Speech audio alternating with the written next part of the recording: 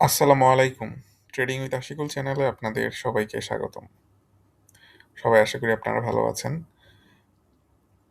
আপনাদের সাথে একটা কমেন্ট নিয়ে কথা বলব। এই ভাই প্রায়ই ভিডিওতে কমেন্ট করেন। তো আজকে একটা সারপ্রাইজিং কমেন্ট দেখতে পেলাম যে জেনেক্স ইনফোসিস নিয়ে আমার ২০২১ সালের ২৭শে ডিসেম্বর একটা ভিডিও ছিল। ওই ভিডিও উনি কিভাবে খুঁজে বের করে কমেন্ট করছেন যে, ভাই আপনার কত আগের ভিডিও। কিন্তু আপনি যা বলেছেন তাই হয়েছে। ভাই এটার বর্তমানে অবস্থা কি, কত যেতে পারে? Let's see. আচ্ছা, ফার্স্টে হচ্ছে এই জিনিসটা শেয়ার করে নিই। এটা একটা এডুকেশনাল পারপাসের ভিডিও। শেয়ার বাজারে বিনিয়োগ ঝুঁকিপূর্ণ, জেনে বুঝে বিনিয়োগ করুন আপনারা।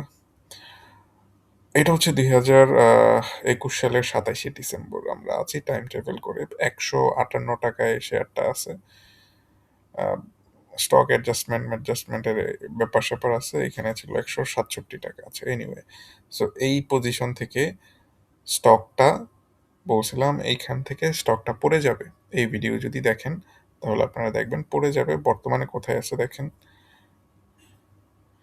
বর্তমানে ৩০ টাকায় আছে। কই ১৬৭ টাকা, আর কই হচ্ছে এই জায়গা থেকে স্টকটা পড়ে এইখানে আসছে। এবং এই জায়গাতে একেবারে রাইট একটা কল দেওয়া হয়েছে, যে এই কলটার উপর বেস করে হয়তো জানি না তখন কত মানুষ এটা ফলো করছে, বাট আলটিমেটলি এটা খুবই একটা ক্রিটিক্যাল কল ছিল। এইরকম একটা শেয়ার এই মুহূর্তে কল দেওয়া, টানা বাড়তেছে, ৩ বছর ধরে বাড়তেছে একটা শেয়ার, এইটার এগেনস্টে একটা কল দেওয়া চারটিখানি কথা ছিল না। বাট আলটিমেটলি আলহামদুলিল্লাহ এই রেজাল্টগুলো অনেকে মিলে যায়। সো আমার ভিডিও যারা নিয়মিত দেখেন তারা জানেন যে হয়তো ৩ মাসে মিলবে না, বাট ৬ মাসে, ১ বছরে এইসব প্রেডিকশনগুলা অনেকাংশে খুব ভালোভাবে মিলে যায়। ট্রেন্ডিং মার্কেটে অনেক বেশি মিলে, যখন মার্কেটটা খারাপ থাকে তখন নেগেটিভ কথাগুলো বেশি মিলে যায়। এটাই হয় নরমালি। তো এইটার ভিডিওটা যদি আপনারা একটু দেখেন, আপনাদেরকে একটু শোনাই, চলেন। মেন্টর এই শেয়ারটির কী রকম হতে পারে। তো কথা না বাড়িয়ে আজকে সরাসরি ভিডিওতে চলে যাব। জেনেক্স ইনফোসিসের বর্তমান শেয়ার প্রাইস এখন ১৬৭ টাকা ৭০ পয়সা। শেয়ারটি ফ্লোর প্রাইস থেকে ৫৫ টাকা থেকে উপরে উঠতে উঠতে উঠতে উঠতে ডাবল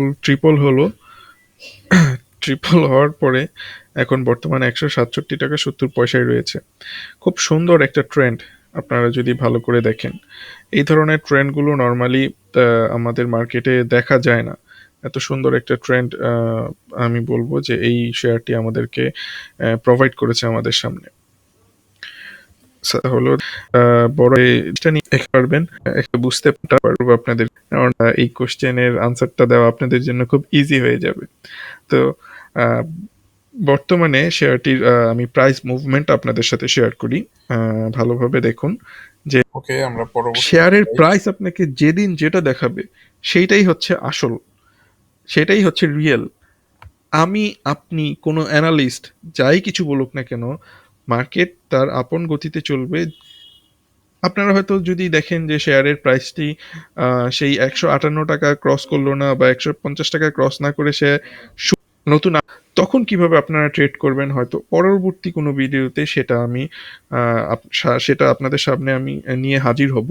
বাট এখন পর্যন্ত মনে হচ্ছে যেহেতু শেয়ারটির ডাউন মুভমেন্ট হওয়ার পসিবিলিটি বেশি। এখানে বলেছিলাম এইটা ব্রেকআউট করলে এটা অনেক নিচে চলে যাবে। আহ, আর এইসব জায়গায় যারা কিনেছিল, উপরে যারা কিনেছিল, তাদের জন্য হচ্ছে ১৬০ টাকার নিচে আসলেই এটা ছেড়ে দিতে। সো আমি এইটুকুর মধ্যেই থাকলাম, ভিডিওটাও অনেক বড় হয়ে যাচ্ছে। সো আমি বলবো যে সেই কোশ্চেনটার কথাই বলবো। আপনারা আমাকে বলেন, আমি যেভাবে ভেঙে ভেঙে দেখালাম, আপনারা যদি এভাবে ভেঙে ভেঙে অ্যানালাইসিস করেন, আপনাদের কাছে কি আসলে টেকনিক্যাল অ্যানালাইসিস কি কঠিন মনে হবে খুব? কোশ্চেনটা আপনাদের কাছেই থাকলো, আশা করি কমেন্ট বক্সে জানাবেন। ওকে, অনেক হলো। খুব এফোর্ট দিয়ে কাজ করতাম আগে।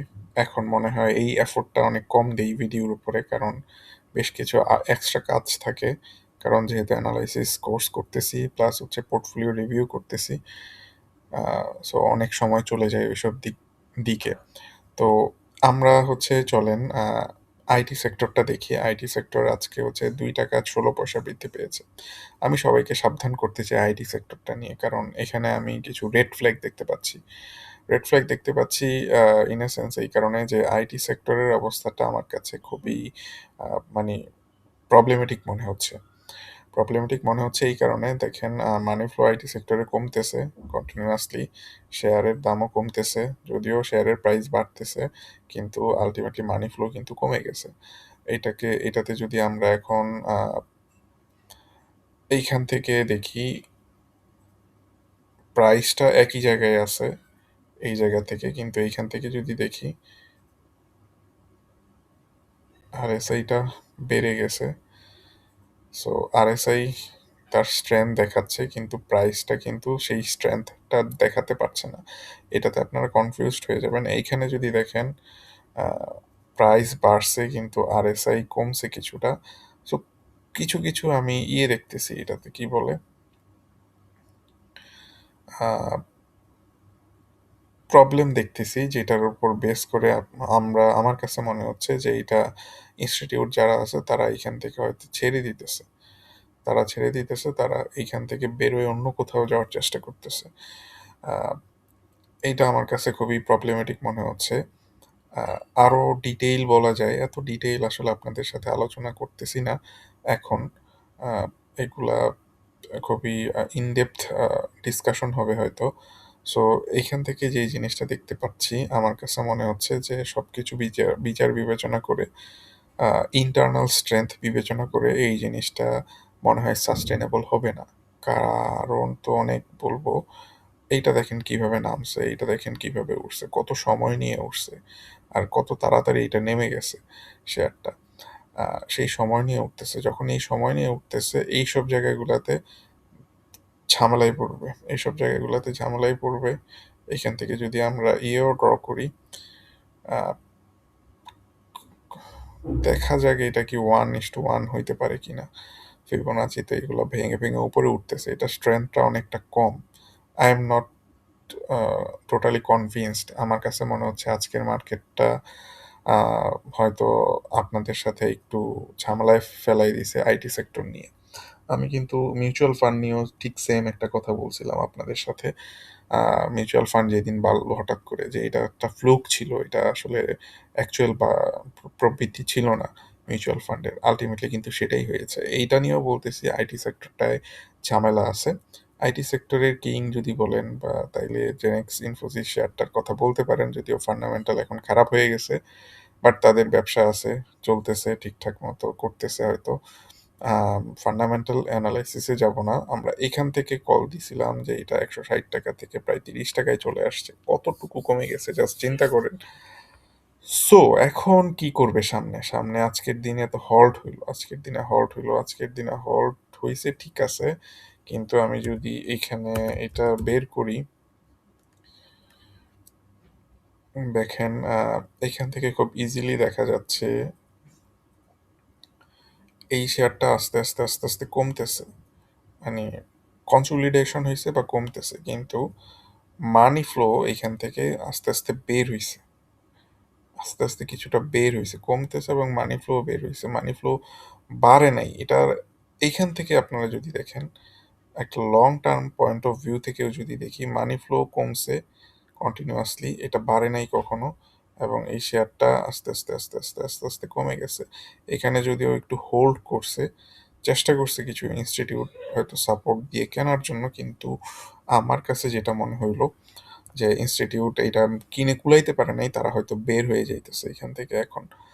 আর জেনেক্স ইনফোসিসের যদি দেখেন, ইনস্টিটিউট হোল্ডিংটাও দেখেন, দেখবেন যে ইনস্টিটিউট ছেড়ে দিছে, পাবলিক নিয়ে নিছে। Something is of. সো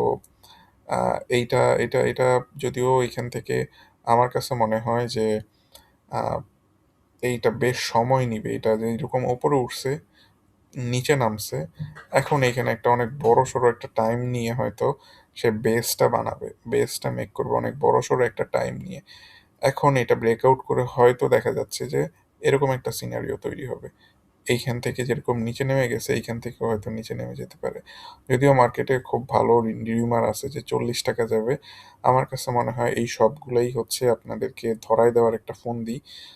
একটু সাবধানে থাকেন। যদিও এখানে খুব সুন্দর ব্রেকআউট দেখা যাচ্ছে, খুবই নাইস ব্রেকআউট দেখা যাচ্ছে, কিন্তু আমার কাছে আমি কনসাস থাকতে বলবো এটা নিয়ে। দেখেন ব্রেকআউটও হয় নাই আসলে আমার কাছে, আমার দৃষ্টিতে এখন পর্যন্ত ব্রেকআউট হয় নাই। ব্রেকআউটের আগে থেকেই সে অনেকটা বাইরে গেছে। প্রবলেম প্রবলেম আমার কাছে এই জিনিসটা এখন প্রবলেম মনে হয় এখন পর্যন্ত। আমি আরেকটা জিনিস যদি দেখাই যে এখান থেকে নিচে নামছে, সে আবার উপরে উঠছে, তারপরে আবার নিচে নামছে। সো এই যে হাইটা ছিল, এই হাইটা কিন্তু এই হাইটার চেয়ে নিচে আছে, এবং সে লোয়ার লো ক্রিয়েট করে নাই, ঠিক আছে, এই লোয়ের চেয়ে নিচে যায় নাই, তবে এইখানে অনেক দিন ধরে অবস্থান করতেছে। এখন এই হাইটা যদি ভাঙতে পারে তাহলে হয়তো সে 40 পর্যন্ত যাবে, রিউমারটা ঠিক থাকবে। যদি এই হাইটা ব্রেক করতে না পারে, 32 টাকা লেভেল, 33 টাকা লেভেলটা যদি ব্রেক করতে না পারে, তাহলে কিন্তু কোনো কথা নেই, তাহলে কিন্তু এটা আবার আপনাদেরকে ধরায় দেওয়া অনেক দিনের একটা কনসলিডেশনে চলে যাবে।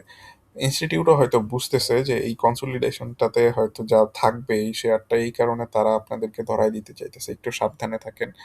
আমি দেখেন আজকের ভিডিওতেই কিন্তু দেশ গার্মেন্টস নিয়ে বলেছিলাম। আচ্ছা, এর আগে আপনাদের সাথে একটু শেয়ার করি যে আমাদের সেকেন্ড ব্যাচটা স্টার্ট হচ্ছে 5 তারিখ থেকে। কেউ যদি জয়েন করতে চান করতে পারেন। পরবর্তীতে হয়তো বেচ করার ক্ষেত্রে একটু গ্যাপ দিব, কারণ 1 মাস টানা ক্লাস করানোর পরে আহ, একেবারে এট স্ট্রেস আবার আরেকটা কোর্স লঞ্চ করাটা হয়তো ঠিক হয় নাই। বাট এটা আমি তো খুব ভালোভাবেই শেষ করব, এবং পরবর্তীতে হয়তো একটা গ্যাপ দিব। জানি না এর পরের কোর্সগুলো আবার কখন স্টার্ট করব, বাট চেষ্টা করবো একটা গ্যাপ দেওয়ার জন্য।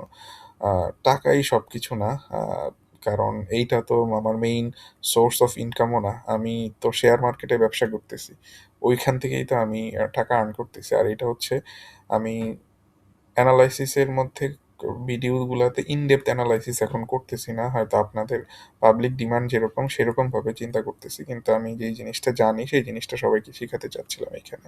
সো আপনারা চাইলে এই প্রো ট্রেডিং কোর্সে অ্যানলিস্টেড হতে পারেন। এটা খুবই খুবই খুবই একটা হাই ভ্যালু একটা কোর্স।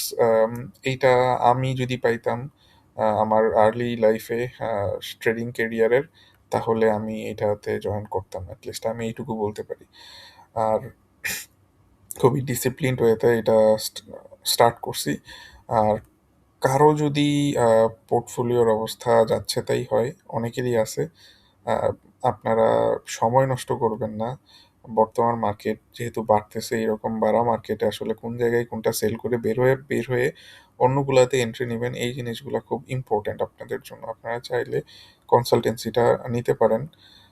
এইটাতে আমার বেশ কিছু সময় এখন যাচ্ছে। আমি কোর্সের সাথে সাথে যেহেতু এই জিনিসটাও করতেছি এখন, প্রত্যেক দিনে আমার বেশ টাইম দেওয়া লাগতেছে। আমি এখন এই যে কয়েকজনের কাছ থেকে টাকা নিয়ে বসে রয়েছি, আমি এখন কখন করবো, 8টা 49 বাজে, 10টায় আমার একটা কোর্স আছে, কোর্সের সেশন আছে, ফার্স্ট ব্যাচের লাস্ট ক্লাস আজকে। আমার হয়তো নামাজের পরে উঠে সকালে এই জিনিসটা করা লাগবে। আই এম নট শিওর যে তখনও আমি টাইম দিতে পারবো কিনা, বাট আমি যেটা নেই সেটা ভালোভাবে চেষ্টা করি শেষ করার জন্য। অ্যাটলিস্ট এই ইয়েটা আমার উপরে রাখতে পারবেন আপনারা। আচ্ছা, আমরা এখন ইয়েতে আসি যে দেশ গার্মেন্টস নিয়ে বলেছি, দেশ গার্মেন্টসটা পারবে সামনে, কারণ একটা ভালো একটা প্যাটার্ন তৈরি হইতেছে। দেখেন দেশ গার্মেন্টসটাও হল্ট হয়েছে, এটাকে বলতেছি পারবে। কিন্তু আমার জেনেক্স ইনফোসিসটার মধ্যে আমি দেখতেছি প্রবলেম। সো এইটাতে আমি বলতেছি যে এইখানে হয়তো আপনারা এটাতে যায়েন না, এটাতে একটা প্রবলেম থাকতে পারে। দেখি দেশ গার্মেন্টসের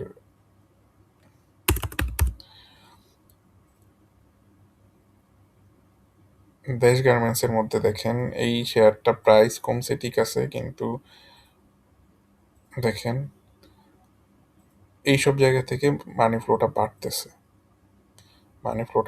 উপরের দিক থেকেও মোটামুটি মানি ফ্লো আগের মতোই আছে, এটা বাড়তেছে। দ্যাট মিনস ওইটারে আমি ঠিক বলছি, কিন্তু এইটারে আমি ঠিক বলি নাই, জেনেক্সের ইনফোসিসকে ঠিক বলি নাই। আমি আপনাদেরকে শুধুমাত্র সতর্ক করতে চাই। That's it. এবং এইটা যদি ৩২ টাকার উপরে ক্রস করে দেন ঠিক আছে, আপনারা তখন এটাতে চিন্তা ভাবনা করতে পারেন, কিন্তু বর্তমান সিচুয়েশনে I am not the fan of this share right now. আমার মনে হয় যে এটা আপনাদেরকে একটা চুনা লাগাই দিতে পারে। লেটস সি কি হয়। আপনাদের কিন্তু আমি নেগেটিভ কোনো শেয়ারের অ্যানালাইসিস শেয়ার করি না, অনেক দিন হয়ে গেছে হয়তো। মানে সিঙ্গেল অ্যানালাইসিস যেটা হচ্ছে নেগেটিভ থাকবে। এই ভাই কমেন্ট করছেন এই কারণে এটা করা। আপনারা যদি ব্যাড কমেন্ট করতে থাকেন এখানে ভিডিওতে, আমি হয়তো পরবর্তীতে দেখা যাবে এই নেগেটিভ কোনো কিছু নিয়ে আর আলোচনা করব না। তো যাই হোক, আপনারা এইটা দেখতে থাকেন, এটাতে নিয়ে আপনাদের মতো করে ডিসিশন নেন। আশা করি কেউ এটাতে ধরা খাবেন না। Anyway, thank you. সবাই ভালো থাকেন। আল্লাহ হাফেজ।